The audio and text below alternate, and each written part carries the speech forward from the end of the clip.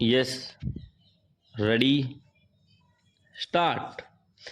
मित्रों, जब तक देश के कमजोर तबकों के लिए हमारे दिल में दर्द नहीं होगा, कोई कार्यक्रम ठीक से न तो लागू हो सकेगा और न ही वह कामयाब हो सकेगा। इसलिए मैं फिर कहता हूं कि आप कार्यकर्ता गांव-गांव जाएं और कांग्रेस के सिद्धांतों और कार्यक्रमों को फैलाएं और इस बात की कतई परवाह न करें कि कौन हमारे बारे में क्या कहता है या क्या लिखता है। 8वीं पंचवर्षीय योजना में तमाम प्राथमिकताओं को परे रखकर कमजोर वर्ग के विकास के लिए लाए जाने वाले कार्यक्रमों को सबसे ऊपर रखा जाएगा। मताधिकार की उम्र घटाने और चुनाव सुधारों के बारे में कानून जल्दी ही बन जाएगा। मैं बाहर जाता हूं, बाढ़ में, सूखे में, मैंने देखा है कि कई जगह कांग्रेस के कुछ लोगों में दिक्कतों में घिरे लोगों के लिए कोई खास दर्द नहीं होता। नेताओं के दिलों में कमजोरों के लिए दर्द नहीं दिखता। नेहरू जी और इंदिरा जी के दिल में दबे हुए लोगों के लिए दर्द था। हमारे दिल में यह बात होनी चाहिए कि गरीबों को, हरिजनों को, आदिवासियों को हम मदद करें, कमज़ोर लोगों के लिए पूरी ताकत लगा दें। मैं फिर आज बेकारी मिटाओ का नारा देता हूं और गरीबी दूर करने के लिए 6 सूत्री कार्यक्रम की घोषणा करते हुए कांग्रेस जन से कहता हूं कि इन्हें शीघ्रातिशीघ्र लागू करें। गरीबी की रेखा से नीचे प्रत्येक ग्रामीण परिवार के एक वयस्क सदस्य को अवश्य रोजगार देना चाहिए। प्राथमिक विद्यालयों के बच्चों के लिए पौष्टिक आहार का प्रबंध होना चाहिए।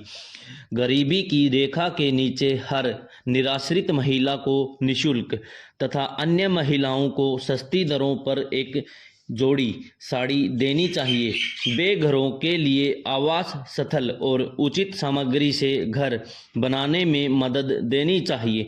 गांवों में पेयजल, प्राथमिक स्वास्थ्य, बिजली, सड़कों और प्राथमिक विद्यालयों की सुविधाएं अवश्य मिलनी चाहिए। इसके साथ साथ सबसे महत्वपूर्ण यह है कि इन लोगों के लिए सस्ती दरों पर अनाज, मिट्टी का तेल और अन्य जरूरी वस्तुओं को उपलब्ध कराना चाहिए।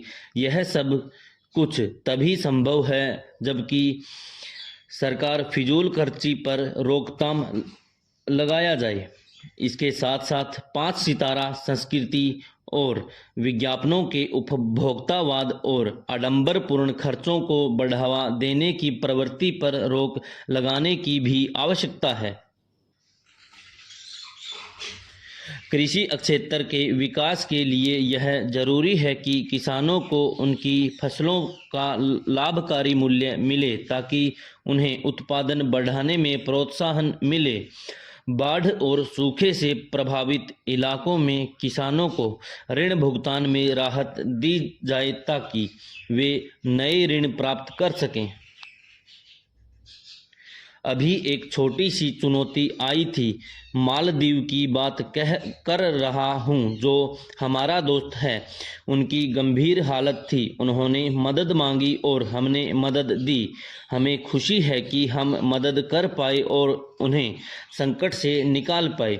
हमारी फौज ने बढ़िया काम किया। जब तैयारी कर रहे थे तब मालूम नहीं था कि कितनी बड़ी चुनौती होगी, कैसे होगी, लेकिन सब ठीक हो गया। हमारे फौजी भाइयों को इसके लिए खास मुबारकबाद देनी चाहिए। मैं आपको यह बात कल ही बताता, लेकिन पहले संसद को बतानी थी। जब मैंने यह खुशी की बात संसद में बताई तो विपक्ष का रुख देखकर मुझे जरा अफसोस हुआ।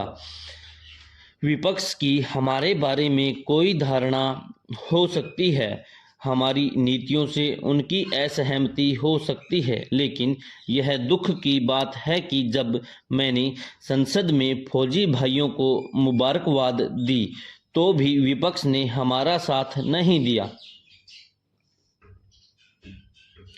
यहाँ एक सामंतवादी फ्रंट बन गया है। स्वार्थी लोगों का है, जातिवादी लोग शामिल हो गए हैं। आपको कोई बताने की ज़रूरत नहीं है कि कौन लोग अंग्रेजी के ज़माने में उनका साथ दे रहे थे, सामंत लोग दे रहे थे।